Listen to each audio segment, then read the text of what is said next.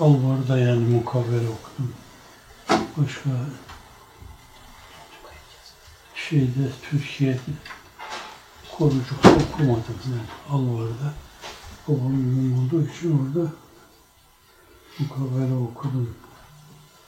Bu hamimler, 7 tane hamim, bunlar hepsi birden okunurken oraya bir şey korlar, testiyle su korlardı.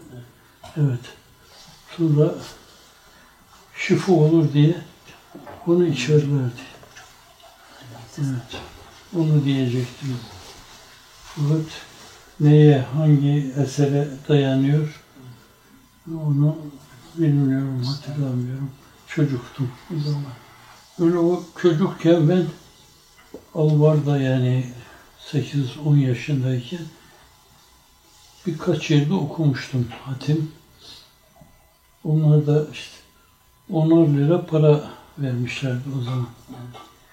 Cenab-ı Hak imkan verince ben arkadaşlarla gönderdim, onlara bütün o paraları verdirdim. Evet. Hatta babamın imamlık yapıp o Alvar'da aldığı şeyleri de verdim Alvarlara. Kitaplarımız oldu, mecmualarda yazılarımız oldu, oradan gelmeler oldu, gitmeler oldu. Yani onları öyle değerlendirdik. Hayriye Hanım da herhalde Edirne'de, evet. O da herhalde öyle. Bu da bana, yani başkalarına okutmaktansa bana Kur'an hatim ettirme evinde dedim, ben bir şey kabul etmem dedim. O da kendi arkadaşlarından 3-5 tane, bu Edirne'de oluyor. Onları topladı. Okudum ben mukabele. Ona söz vermiştim ya. O bana söz vermişti.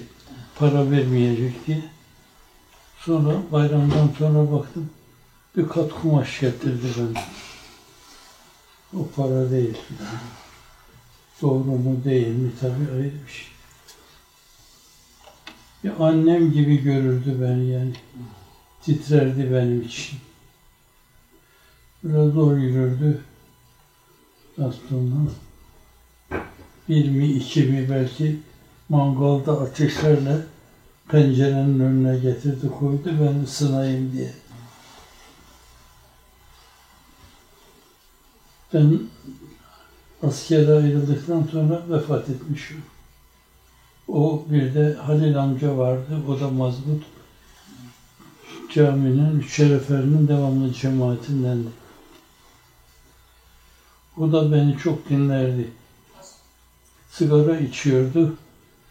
Ben de bu sigaranın aleyhindeydim yani o zaman da öyle. Nihayet bir gün çok konuştum ben o sigarayla alakalı. O da cebinden paketi çıkardı. Öbür cebinden de bıçağı çıkardı. Paketi kesti, ikiye böldü. Halil amca. O da ben askerdeyken vefat etti. İşte o bahsettiğim eski PTT müdürü Osmanlı döneminde Süreyya Bey. Hep gelir benim caminin önünde oturur, anlatırdı orada. Fakat fakire saygısı vardı. O günleri de özlüyorum. 1001 hatim denirdi de belki 2000 tane olurdu. Sonra onu bir cuma günü hususuyla Lalapaşa'da müftünün biraz nezaretiyle dua ederlerdi. Yani onu toplum değişilmez görmüştü.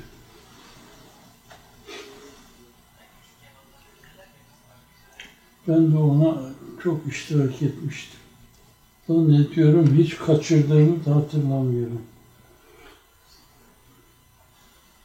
O şeyde, caminin avlusunda öyle daracık bir medrese gibi bir şey vardı. 2-3 arkadaş kalıyorduk. Bizden evvel kalanlar da onlar çıkınca orayı da aldılar bizden ve açıkta kaldım ben. Su iktidar etmiştik. Kış günü bir ibrek su aldım, gittim dıştaki helalarda banyo yaptım. Yine hatme iştirak ettim. Demek ki hani başka zaman olsa hasta olur insan şu olur. Cenab-ı Hak da korumuş öyle. O türlü imkanlar yoktu yani. Evet. O Kurşunlu Camii'de de yok yani öyle işte medreseler vardı. Caminin helaları vardı. Evet. İmkanınız varsa yakınında bulunan Kırkçeşme Hamamı oraya gidersiniz. Yoksa helada ibrikası doldurur yıkarsınız. Umumiyetle Zathane'nizin kaldığı her yerde Erzurum, Edirne, İzmir, Tahtakulübe hep öyle herhalde imkanlar çok dar. Evet, dar imkanlardı. Ve onu bilmiyordum ben. Bilmiyordum. Katlanıyordum. Orada da o tahta kulübede yok tabii. Oradaki o çocukların banyosuna gidemem ben. Yemeklerini yemiyorum, banyolarına nasıl gideceğim? Dışta belki bir iki defa öyle olmuşsa dıştaki bir banyoya gitmişim. Kitap banyolarına ayak basardım. Bir lokma yemeklerini yemedim. Zaten maaş almıyordu.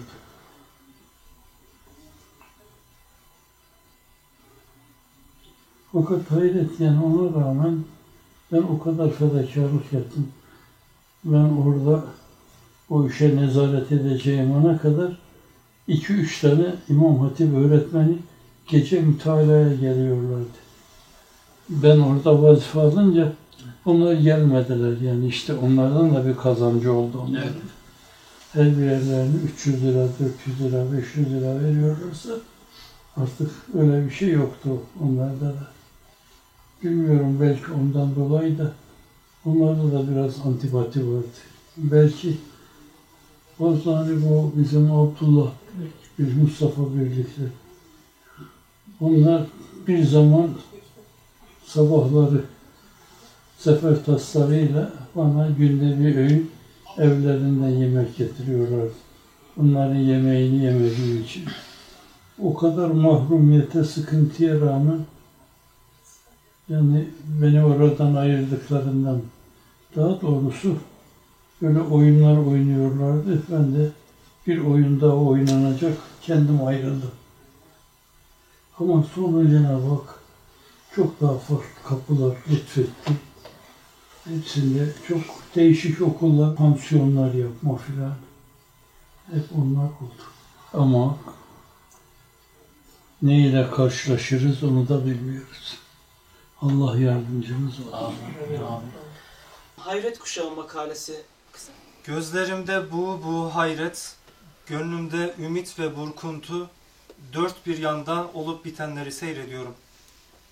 Fırtınalarla sarsılan çamı çınarı, devrilip kendi enkazı altında kalanı, her şeye rağmen başaklar gibi salınışlarıyla etrafa tohumlar saçanı ve darbelene ruhuyla bütünleşip ölümsüzlük kuşağına ulaşanı. Tufanların kovaladığını, dalgaları ifritten dalgaların takip ettiğini ve ard arda sarsıntıların arkasında bir yeni varoluşa doğru yol alındığını, elmasın kömürden, altının taştan topraktan ve sağlamın çürükten ayrılmaya başladığını hayret ve hayranlıkla seyrediyorum. Bir kısım hasis menfaatler uğruna birbiriyle didişip duranları, vatan ve milletin yaralarını sarma mevkiinde bulundukları zaman bile emmek için onun kurumuş damarlarında kan arayanları, olup biten bu kadar şey karşısında iradelerine kement ve ağızlarına kilit vuranları sinemde inilti, gözlerimde kan seyrediyorum. Evet, inlemişim bir dönemde.